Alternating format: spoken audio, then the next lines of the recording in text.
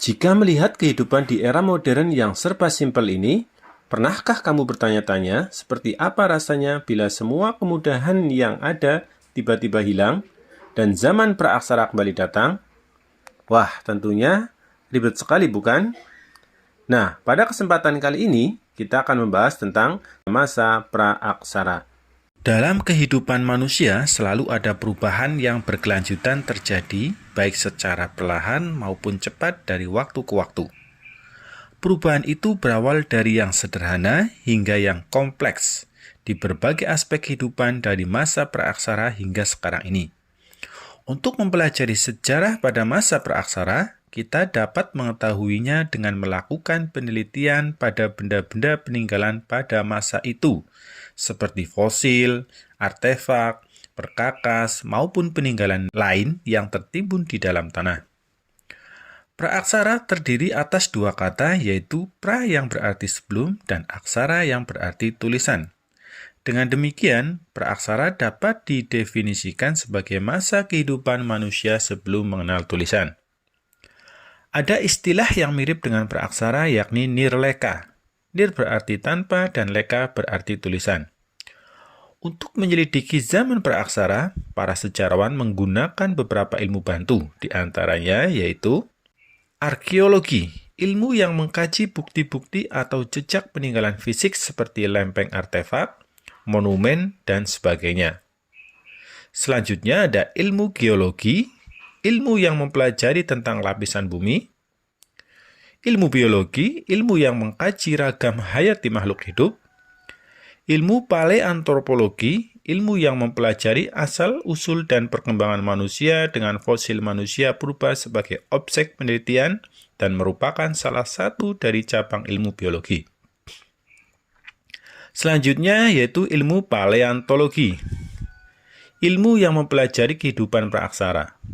Paleontologi mencakup studi fosil untuk menentukan evolusi suatu organisme dan interaksinya dengan organisme lain dan lingkungannya. Masyarakat Nusantara, meskipun belum mengenal tulisan, sudah memiliki tradisi sejarah. Tradisi sejarah yaitu bagaimana suatu masyarakat memiliki kesadaran terhadap masa lalunya. Mempelajari masa praaksara mempunyai arti penting bagi bangsa Indonesia yaitu 1. Memiliki kesadaran tentang asal-usul manusia. 2. Kita bisa belajar dari capaian terbaik para pendahulu kita. Masa berakhirnya praaksara di Indonesia diperkirakan sekitar abad ke-5 yang dapat dikatakan jauh lebih terlambat daripada Mesir dan Mesopotamia yang sudah mengenal tulisan sejak sekitar tahun 3000 sebelum Masehi.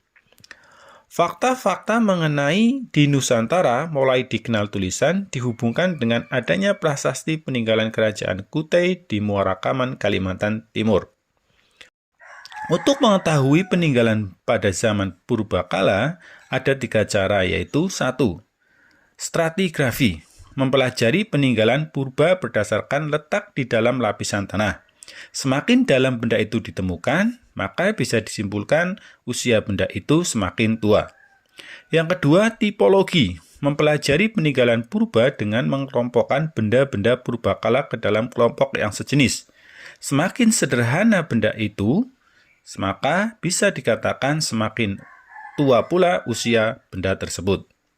Yang ketiga adalah kimiawi, mengetahui usia benda purbakala berdasarkan unsur kandungan kimia yang ada pada benda tersebut. Semakin sedikit unsur kimia yang ada pada benda tersebut, bisa disimpulkan bahwa benda itu semakin tua. Pengetahuan mengenai zaman praaksara dapat diketahui dari benda-benda yang sejaman seperti fosil. Fosil secara umum diartikan sebagai sisa-sisa, jejak atau cetakan dari makhluk hidup, seperti tanaman, binatang, dan manusia, yang terawetkan dalam lapisan bumi selama waktu geologis atau praaksara. Fosil dalam ilmu sejarah adalah merupakan sisa-sisa tulang, belulang hewan dan manusia purba yang sudah membatu. Tidak semua peninggalan masa praaksara tersebut disebut fosil. Syarat suatu benda dapat disebut fosil antara lain 1. Merupakan sisa-sisa organisme. 2. Terawetkan secara alami. 3 pada umumnya padat, kompak, dan keras. Dan yang terakhir, yang keempat, berumur lebih dari 11.000 tahun. Yang kedua, artefak. Artefak merupakan benda arkeologi atau peninggalan benda-benda bersejarah, yaitu semua benda yang dibuat atau dimodifikasi oleh manusia yang dapat dipindahkan. Contoh artefak adalah alat-alat batu seperti logam, tulang, gerabah, prasasti lempeng, dan kertas, serta senjata-senjata logam seperti anak panah, mata panah, dan lain-lain. Dan yang terakhir adalah ekofag. Ekofag atau dikenal pula dengan nama biofag merupakan objek yang ditemukan pada situs arkeologi dan memiliki signifikansi arkeologis. Tetapi benda tersebut tidak pernah memiliki perubahan yang dilakukan oleh manusia. Objek ini terkait dengan lingkungan seperti tanduk hewan, arang, tanaman, dan polen.